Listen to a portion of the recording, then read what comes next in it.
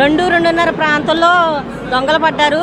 ఆడవాళ్ళు ఏం చేశారంటే గొలుసులు, గాజులు, ఫోన్లు అన్నీ హ్యాండ్ బ్యాగ్లో పెట్టుకుని తలకింద పెట్టుకుని పడుకున్నాక 2:30 ప్రాంతంలో తలకిడ కింద కూడా తీసేశారండి.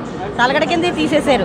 మొత్తం అన్నీ మా B4లో అటువైపు ఇటువైపు 3 బోగీల్లో దొంగతనం జరిగింది. సుమారు 20 నుంచి 25 లక్షల వరకు పోయాయి.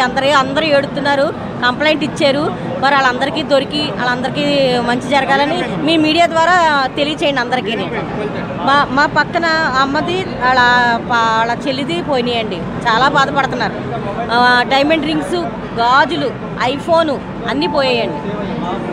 Thank you.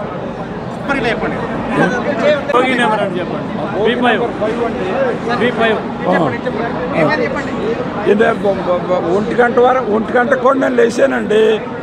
లేచి నేను వెళ్ళేటప్పుడు ఇక్కడ మన బ్లాంకెట్లో ఇచ్చేవాళ్ళు ఉంటారు చూడండి, వాళ్ళను ఇంకా 2 ఎవరో నుంచుని ఉన్నారండి అక్కడ. నేను బాత్రూమ్కి వెళ్ళాను. వెళ్ళిన తర్వాత 2 గంటల ఆ టైంలో తీసేశారండి బ్యాగ్,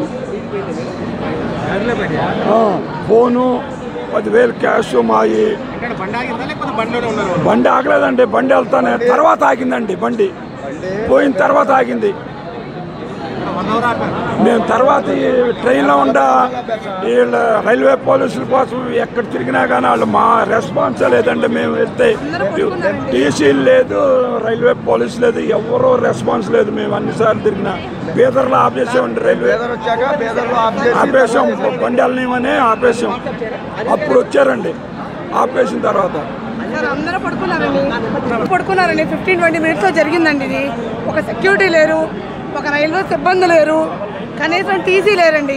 టీసీని జరిగాక మేము చూసుకుని అడిగితే క్యాజువల్గా ఎప్పుడు జరిగేది కానీ సమాధానం చెప్పారండి. పల్లీలో ఆగామండి. పల్లీలో కంప్లైంట్ ఇస్తే బీదర్లో ఆగమన్నారండి. బీదర్లో కంప్లైంట్ ఇస్తే సికింద్రాబాద్కి వెళ్ళమన్నారండి.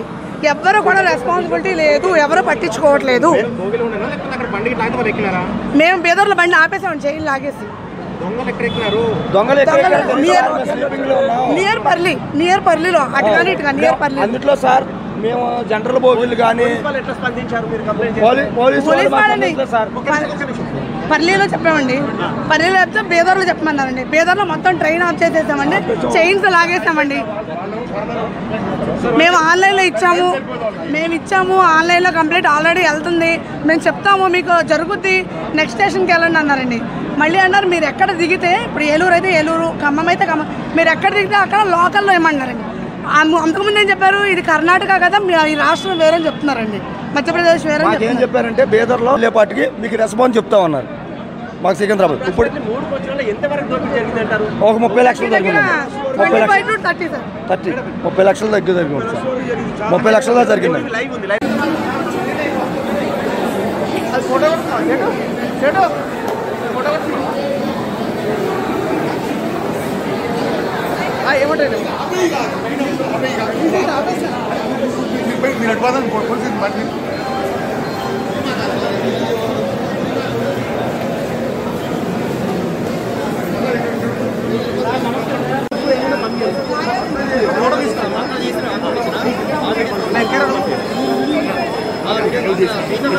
ఓకే వాళ్ళని ఫ్రీగా వదిలేసి కంప్లైంట్